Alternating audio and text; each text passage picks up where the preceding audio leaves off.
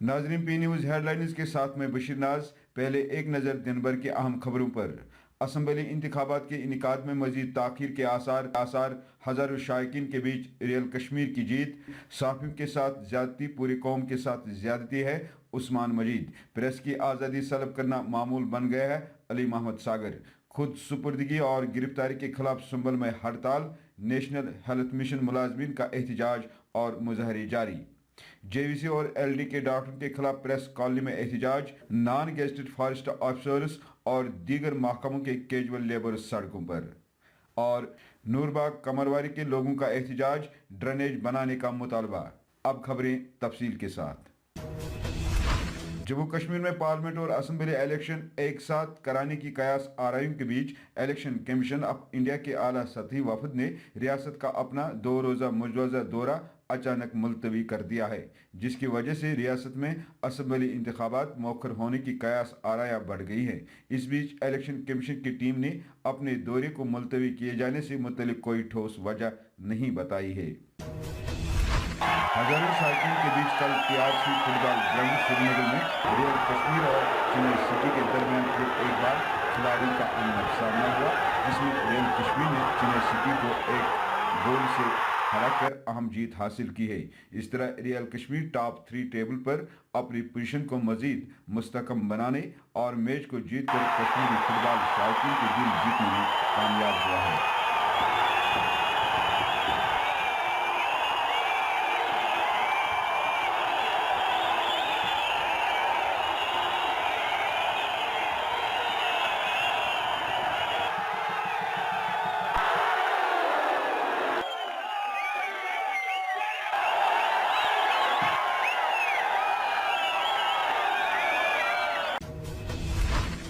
NC के अली मोहम्मद सागर ने सहाफ़ियों के तई रवा रखे गए रवैये की पुरजोर अल्फाज में माजमत करते हुए कहा है कि जमहूरी निज़ाम के लिए प्रेस की आज़ादी इंतहाई अहम होती है। उन्होंने कहा कि इंतहाई कशीदा माहौल के बावजूद लोगों को पल पल की सूरत हाल से मुतलिक आगाह रखा। वहीं प्रदेश कांग्रेस कमेटी के स्टेट जनरल सेक्रेटरी उस्मान मजीद ने कहा कि सहाफ़ियों पर लोगों के मुफादात की हिफाजत करने की बहुत बड़ी जिम्मेदारी होती है और सहाफ़ियों के साथ ज्यादती पूरी कौम के साथ ज्यादती है। देखिए, आप पहले तो मुझे अफसोस इस बात का हो रहा है कि इस मौके पे आप जर्नलिस्टों को रोक रहे हो फंक्शन को कवर करने से। ये तो बड़ा मुझे इस बात के लिए बहुत दुख है, अफसोस है, होना नहीं चाहिए था।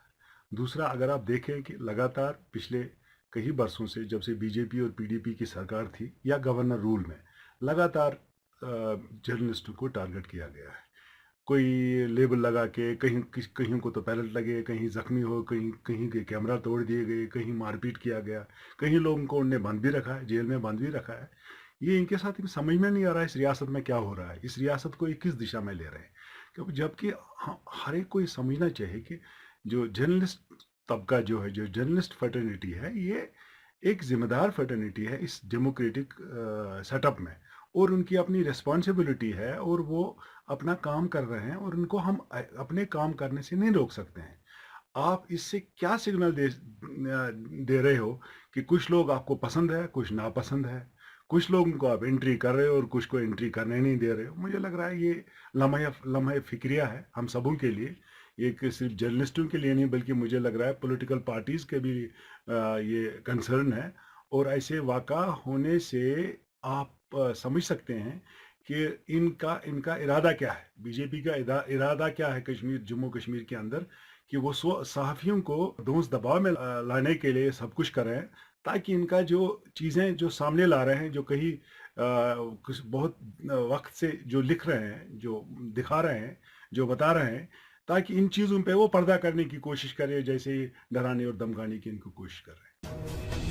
हाल ही में पुलिस थाने में खुद को पेश करने वाले नौजवान को दिल्ली पुलिस के हवाले करने और गिरफ्तारी के खिलाफ सोमवार को संबल बांडीपुरा में मुकम्मल हड़ताल से आम जिंदगी मफलूज होकर रह गई, जिस दौरान लोगों ने कस्बे में जोरदार एहतजाजी मुजाहरे करते हुए उसकी रिहाई का मुतालबा किया है।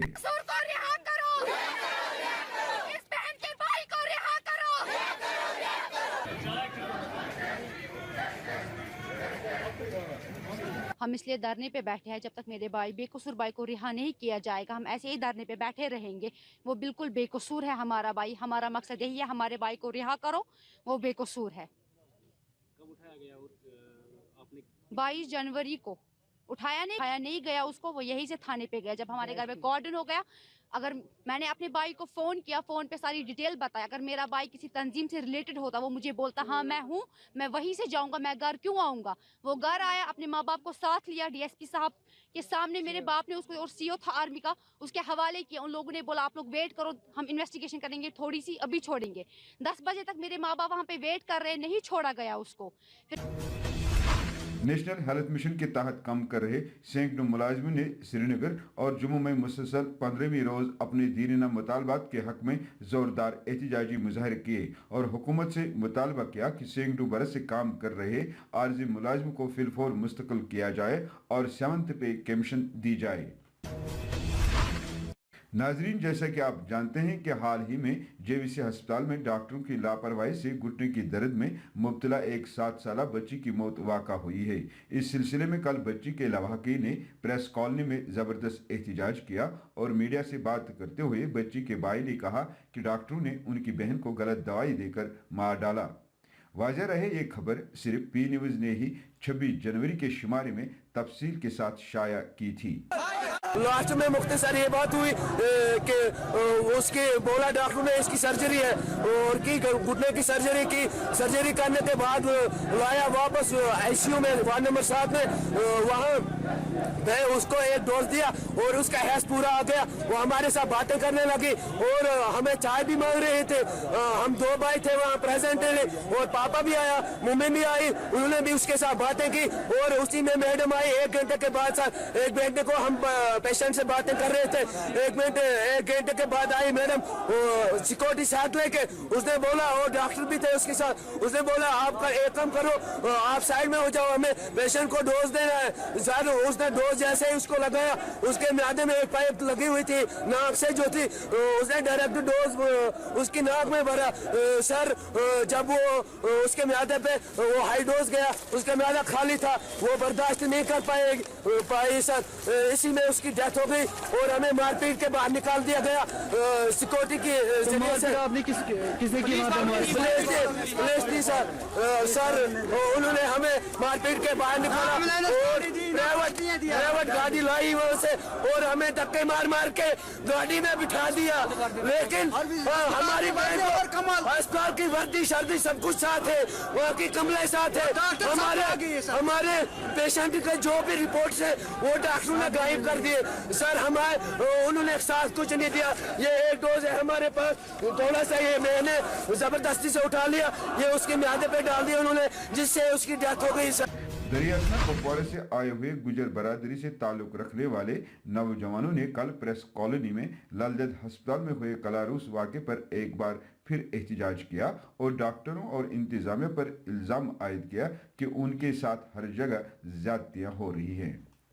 कुपवाड़ा के गरीब तबके को इंसाफ दो। कुपवाड़ा के गरीब तबके को इंसाफ दो। एलडी एडमिनिस्ट्रेशन को सस्पेंड करो। आज जो ये गुजर बरादरी यहाँ पे जमा हुई है, इसका एक खास मकसद है। जो गुजर अवाम के साथ खासकर डिस्क्रिमिनेशन की जाती है, मैं साफ लफ्जों में बोलना चाहता हूँ, गुजर अवाम में सबसे गिरी हुई नजर से जो देखा जाता है वो गुजर बरादरी को देखा जाता है। एक डॉक्टर जो अल्लाह के बाद इस चीज का जिम्मेदार होता है कि वो किसी की जान बचाएगा, वो डॉक्टर कैसे कत्लेआम कर सकता है? वो डॉक्टर कैसे उस जरिए को बता सकता है 8 बजे कलारूस चली जाओ? ये जो है ये सिर्फ उस डॉक्टर की जिम्मेदारी नहीं, उसके मेडिकल सुपरिटेंडेंट की, उसके सुपरिटेंडेंट की और उस हेल्थ कमिश्नर सेक्रेटरी जो है उसकी भी जिम्मेदारी है। ये डिस्क्रिमिनेशन जो की जाती है इसको बंद किया जाए और हम लोगों को सिर्फ वोट बैंक न समझे। हम तुम्हारे तख्ते पलट देंगे, हम तुम्हारी हालातें बदल देंगे। तुम्हें ये चीज याद रखनी चाहिए कि तुम्हें बनाता कौन है, आखिरी वक्त पे फैसला किसका आता है, एकजुट होकर क्या कौन चाहता है। अब ये हमारा प्रोटेस्ट है गवर्नर साहब के सामने। हम ये बोलना चाहते हैं जो कि एलडी है, एडमिनिस्ट्रेशन है, सबको सस्पेंड करके वहां से ट्रांसफर किया जाए, दूर दराज इलाकों में छोड़ा जाए। इनको हमारा एहसास होगा कि जब एक गरीब गिरकर बर्फबारी में मुसीबत में गिरकर जब पहुंचता है तो उसको पता चलेगा इसको कि हम ड्यूटी देने के लिए जब जाएंगे तो इन्हें एहसास होगा कि ये वहां से हमारे पास क्या उम्मीद लेकर आया और हमने हाल ही में नूरबाग कमरवाली के लोगों ने इलाके में गंदे पानी की निकासी के ड्रेनेज बनाने का मुतालबा करते हुए कल प्रेस कॉलोनी श्रीनगर में रियासती इंतजामिया के खिलाफ एहतजाज के दौरान कहा कि नूरबाग इलाके को पिछले 40 साल से नजरअंदाज किया गया है।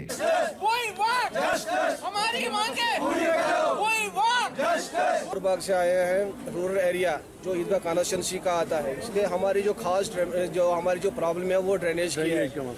ड्रेनेज का जो मसला है, लेकिन जो आज तक तकरीबन 40-45 साल तक भी जो मसला हल नहीं हो पाया, और एमएलए जितने भी आए आज तक, सरकारें जितने भी बनी आज तक, लेकिन किसी ने हमारे इन मुश्किलात का अजाला नहीं किया। इसलिए आज हम मीडिया के वसातत से हम उम्मीद करते हैं कि आला हुकाम तक हमारी जो डिमांड है, खास डिमांड जो हमारी वो ड्रेनेज की है। आज non gazetted forest officers association यहाँ शेख बाग श्रीनगर में आज जारी पिछले 17 जनवरी 2019 से हमारा यहाँ पे शुरू है। हम सरकार से अपना हक मांगते हैं, 2.5 दिन की इजाफी तनख्वाह, रिसिक ऐलान पे नामली, और डिपार्टमेंट के अंदर जो हमारे डीपीसी जिसमें बर्निंग इशू हमारा क्लास 4 जिसमें हमारे फॉरेस्ट गार्ड फॉरेस्टर साहिबान की जो प्रमोशन कई सालों से रुकी है, हम सरकार अपने डिपार्टमेंट को भी ये चेतावनी देते हैं, अगर आपने डीपीसी के लिए कोई और लैतुल्लोल किया तो इस पे आपको बहुत ही संगीन इसके नताइज निकलेंगे।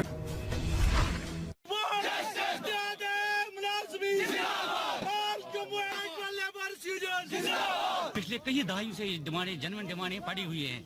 उनमें सबसे बड़ी demand reorganisation of the department, हमारी डीपीसी और कैजुअल लेबरों का भी मसला है, उनकी भी ये मुस्तकिली का मसला है। तो हमारा रिस्क अलाउंस है, हमारा इजाफी 2.5 इतवारों की तनख्वाह, 2.5 दिन, वही 2.5 संडेज का मसला है, इजाफी तनख्वाह। तो पिछले 10 दिनों से हमारे फॉरेस्ट डिपार्टमेंट, जिसकी सिस्टर विंग है ये वाइल्ड लाइफ डिपार्टमेंट, वो प्रोटेस्ट पे हैं, और हम उनके साथ शाना बशाना उनके साथ चलेंगे।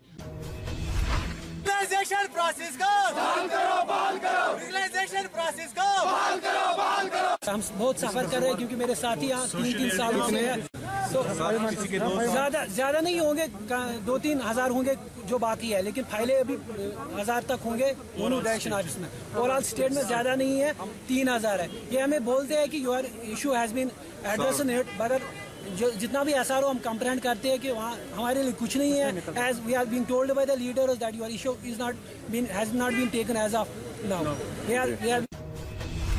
तो अब स्मार्ट सिटी प्रोग्राम के तहत एक सीवेज और सेवरेज नेटवर्क बनेगा शहर में, लगभग 300 करोड़ उस पर खर्च होंगे, कि इंशाल्लाह हर एक घर में जैसे ड्रेन का एक आउटलेट होता है वैसे एक सीवेज का आउटलेट जाएगा।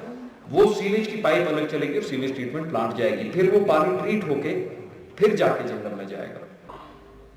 तब तक अधूरा है जब तक फॉर इंस्टेंस शहर खास में एक सीवेज नेटवर्क ना बने। लेकिन कोई ऐसा एक टाइम ना है कि मरकजी सरकार एक स्कीम निकाले कि आइए हम आपको भी गर्म पानी करके देते हैं, कि आप भी अगर आपको नहाना हो तो मरकजी सरकार पानी भी गर्म करके देगा, साबुन भी देगा। मेट्रो सर्विस आपको, मुझे एयरपोर्ट जाना है बॉम्बे में,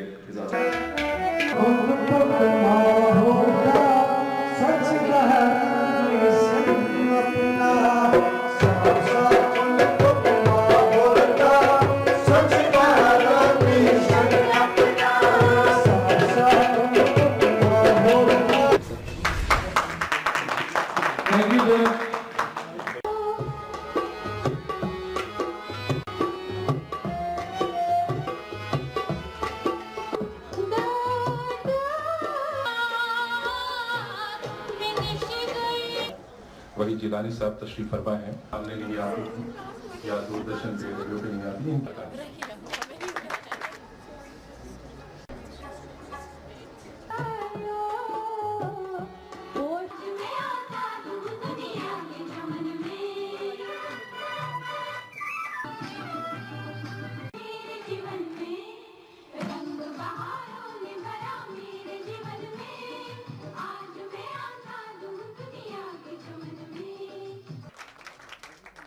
हमने प्रोग्राम्स का इनेकाद किया। नासिर खान। इसी के साथ खबरों का ये शुमारा इख्तिताम को पहुंचा। कल तक दीजिए इजाजत, खुदा हाफिज।